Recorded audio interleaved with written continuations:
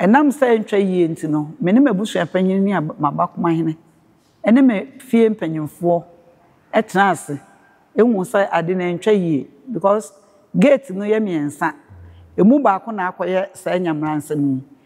a mienu na aka no omunim ho hwe enti ye ntena ase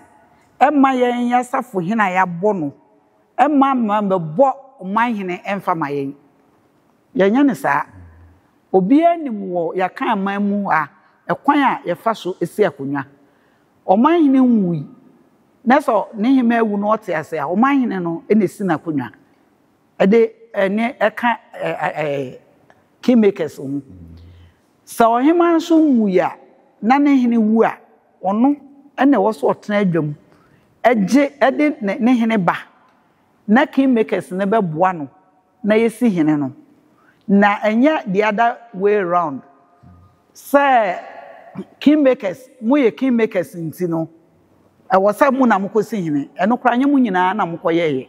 abrahimfo aka nyina ni mu hwe abusuafo no ni mu hwe onyema a wo kro no mu eni mu hwe eno na ye de kwadan court say yemfa injunction ento wo so kopim say ye beka asem ni bewie say efata